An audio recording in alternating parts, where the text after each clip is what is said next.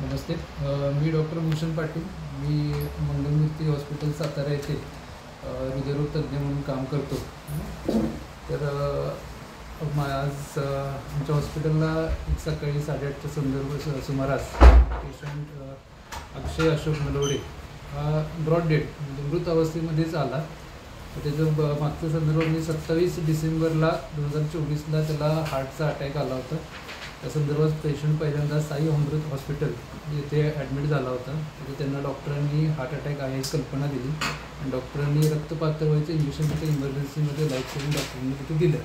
त्यानंतर पेशंटचा काही वादविवाद झाले असतील, त्यांनी अँजिओग्राफी करायला डॉक्टरांनी सांगितले, पण पेशंटला तिथं अँजिओग्राफी न करता पेशंटला तिथनं डामा डिस्चार्ज घेऊन ते मंगलमूर्ती हॉस्पिटलला 27 डिसेंबरला सकाळी पहाटे 4:40 ते मंगलमूर्ती हॉस्पिटलला ॲडमिट झाले असताना सकाळी मी राऊंडला गेल्यावर पेशंटला पाहिलं. पेशंटचे इको केला. इकोमध्ये हृदय फार कमकुवत झालं होतं. हृदयाची पंपिंग कपॅसिटी ही 40%च होती. तर ते कमकुवत असल्यामुळे नातेवाईकांनी पूर्ण कल्पना दिली की हृदयाचं पंपिंग हे 40% आहे. त्याच्यामध्ये हृदयाची ठोके कधी वाढणं, कधी कमी होणं किंवा अचानक मृत्यूचा धोका पहिले 48 दिवस राहतो. आता रक्तपातळीचं इंजेक्शन दिल्यामुळे आपल्याला अँजिओग्राफी करून बघायला लागेल की गुटली शिल्लक आहे, वय कमी आहे पेशंटचं, त्यामुळे गुटली शिल्लक आहे का नाही ते खात्री करायला अँजिओग्राफी आम्ही केली.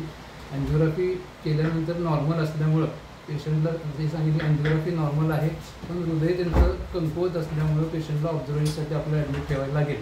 पेशंटच्या नातेवाईकांची परिस्थिती नव्हती किंवा पेशंटची आर्थिक बाजू कमी होती, तेव्हा नातेवाईक वारंवार डिस्चार्ज मिळावा यासाठी विनंती करत होते. आम्हीच विनंती करून पेशंट कमी वयाचं आहे, अचानक मृत्यूचं कारण आहे, त्यासाठी पेशंटला आपण सेमी ICU पेशंट सेमी ICUमध्ये आम्ही ठेवला. तिथं पण नातेवाईकांची आर्थिक अडचण असल्यामुळे त्यांनी जनरल वॉर्डमध्ये आमचा पेशंट ठेवा, काय व्हायचं ते होऊ द्या असं आम्ही म्हणलं. असं लेखी स्वरूपात तुम्हाला द्यायला लागेल. जर लेखी स्वरूपात ते दिलं आमची आर्थिक परिस्थिती नसल्यामुळं जनरल वॉर्डमध्ये पेशंटमध्ये ठेवा. ते जनरल वॉर्डमध्ये पेशंटचे उपचार केले.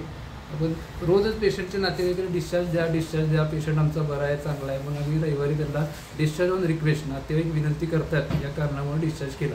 डिस्चार्ज केल्यानंतर नातेवाईक सांगतात 2-3 दिवस पेशंट अतिशय चांगला होता. आज डिस्चार्ज करून 4थ्या दिवशी आज पहाटे तो अचानक काहीतरी करत असताना अचानक चक्करून पडला आणि त्यानंतर त्यांनी हॉस्पिटलला आणला. हॉस्पिटलमध्ये आणेपर्यंत पेशंट मृत होता. तर हे सडन कार्डियक डेथ आहे. हार्ट अटॅकच्या पेशंटमध्ये पहिल्या 48 तासामध्ये कधी होऊ शकतो. नातेवाईकांचं म्हणणं आहे की आमच्या पेशंटचे उपचार व्यवस्थित नाही झाले, त्यामुळे त्यांनी हॉस्पिटलमध्ये गर्दी जमा केली, लोकं जमा केली, थोडंसं धक्काबुक्की करायचा प्रयत्न केला आणि त्याचबरोबर पैशाची पण मागणी केली. असं बराचसा त्रास दिला. शेवटी आम्ही म्हणलं की जे काही रितसर असेल, जर आमची काही चूक असेल तर आम्ही ते ॲक्सेप्ट करू, पण चूक नाही तर विनाकारण आम्हाला असा त्रास देणं चुकीचं आहे.